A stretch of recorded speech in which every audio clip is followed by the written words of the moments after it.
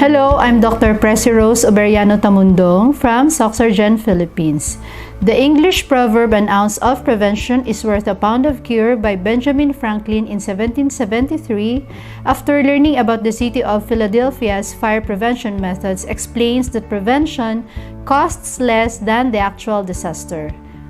When we speak of healthcare, they are not just activities to treat illnesses. It also covers avoidance of disease before it happens, acknowledging illness at an early stage, and prevention of further complications and deterioration after a significant disease or injury. Today, I will be talking about low carb and fasting as an approach to preventive medicine.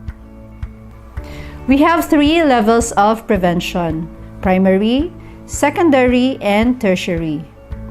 Preventive medicine impacts healthcare delivery and outcomes with measures that are patient-centered, family-focused, and community-oriented. Low-carb and fasting approach is a way of eating and a way of life that makes a remarkable impression on all levels of preventive medicine. Primary prevention are measures that prevent disorder from happening. Given the fact that low-carb and fasting lifestyle isn't yet well disseminated in our locality and we have very few practitioners, the following are the course of actions and community programs to promote metabolic health and prevent illnesses due to metabolic dysfunction.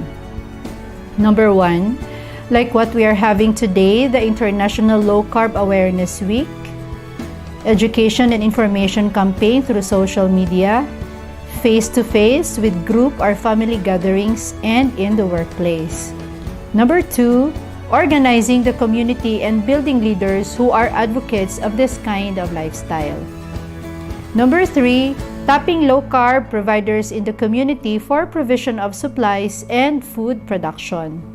Number 4, creating self-help groups that would make a low-carber experience belongingness in social media or in the local community.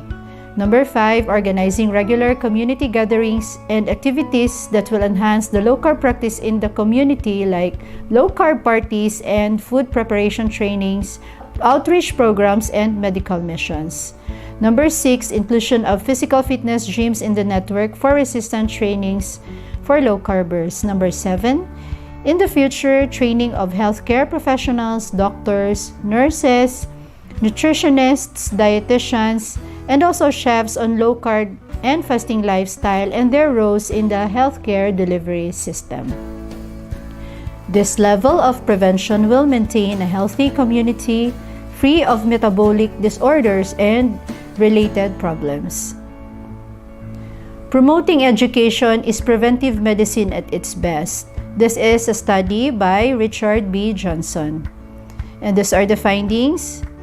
Education improves knowledge, reasoning skills, social skills, and a belief in the validity of science, all of which prepare an individual to understand the value of a healthy lifestyle and how to achieve it. Poorly educated adults are more likely to be obese, smoke, eat an unhealthy diet, abuse drugs, and fail to exercise. Low academic achievement by 16 years of age in Swedish adolescents was associated with significantly increased risk of drug abuse 15 to 20 years later.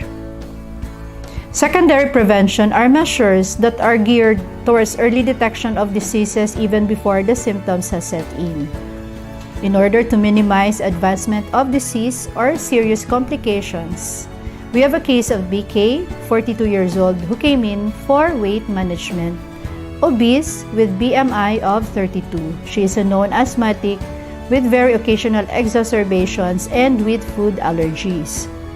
She was afraid of getting hypertension and diabetes because of family history.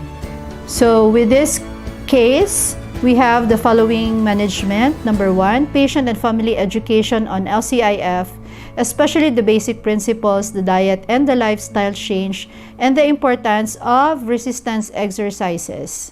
Number 2, requesting laboratories for the patient that will serve as baseline and will screen for possible metabolic disorders. Number 3, one-on-one detailed discussion on food preparation, on low-carb meals, how to do the fasting, and helping the patient set goals with her family. Number 4, regular follow-up also plays a big role for patients to get out of carb addiction, for compliance, and for development of discipline and formation of new habits.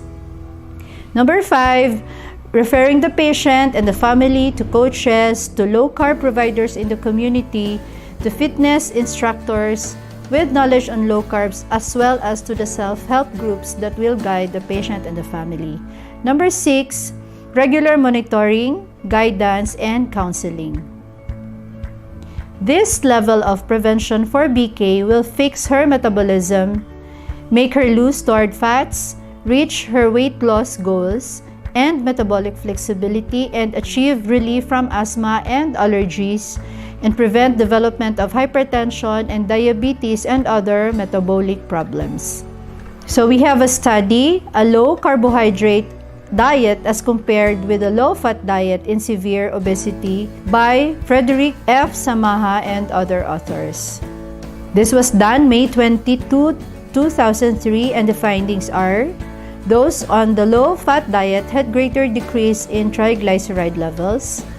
Insulin sensitivity measured only in subjects with diabetes also improved more among subjects on the low-carbohydrate diet. Tertiary prevention are measures that provide rehabilitation after an illness and prevents further complications, deterioration, and death.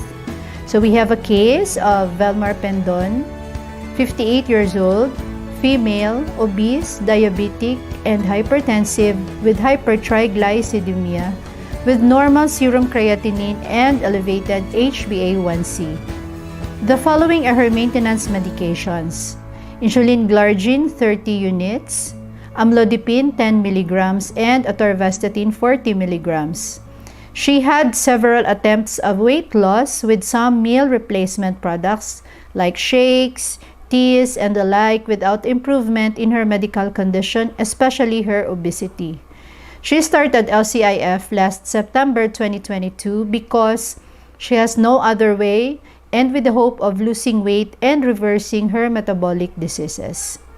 In this case, when the patient is already diagnosed with a metabolic problem and is taking maintenance medications, low carb and fasting lifestyle as preventive medicine is on the tertiary level. That is, patients can experience remissions and maintenance medications can even be stopped, especially in patients with type 2 diabetes and hypertension. Like what Ma'am Pendon has, complications are devastating from this kind of chronic diseases that being able to catch the cases without organ damage will really benefit the patient and will still obtain more productive years and longevity ahead. So we have the following preventive management. Number 1, consultation with a low-carb doctor is a must for an individual with metabolic disease and who would like to start low carbs and fasting lifestyle. Number 2, development of rapport with the patient and the family will hasten openness and teamwork since the doctor will be working with them for a long time. Number 3, baseline laboratories and evaluation are needed. Number 4, one-on-one coaching on patients with medical conditions that will also include counseling, which will make the whole process successful and safe. Number 5, setting goals with the patient and the family is also important.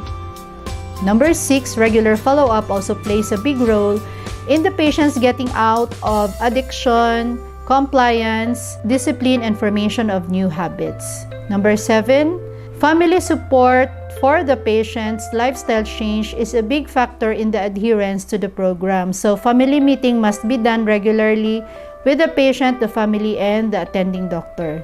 Number 8, education of the patient and the whole family on the diet, the lifestyle change, on how LCIF will impact the patient's current medical conditions, and the benefits that they can get if they will do their best in this kind of lifestyle. Number 9, monitoring of laboratories will gauge the patient's response on the diet and on the metabolic processes that is happening inside her body, given that she has medical conditions.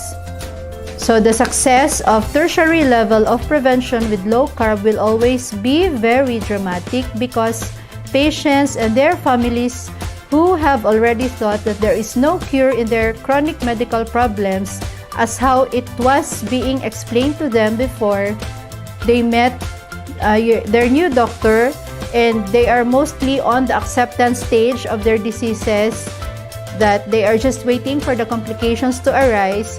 And here comes LCIF giving them new hope that they will experience remissions from their metabolic diseases. So LCIF can really do miracles, and that maintenance medications cannot. So we have this study done July 18, 2007, Triglycerides and Risk of Coronary Heart Disease by Patrick E. McBride and other authors. The results: there is an evidence that elevated serum triglyceride levels are associated with increased risk for atherosclerotic heart disease, and the events are increasing. Non-fasting triglyceride levels as a significant risk factor for coronary heart disease events. A high serum triglyceride level is associated with abnormal lipoprotein metabolism, as well as with other CHD risk factors, including obesity, insulin resistance, diabetes mellitus, and lowered levels of high-density lipoprotein cholesterol. I would like to close this lecture with a quote from Thomas Edison. "The doctor of the future will give no medicine, but will instruct his patients in care of the human frame, in diet, and in the cause and prevention of disease." Thank you.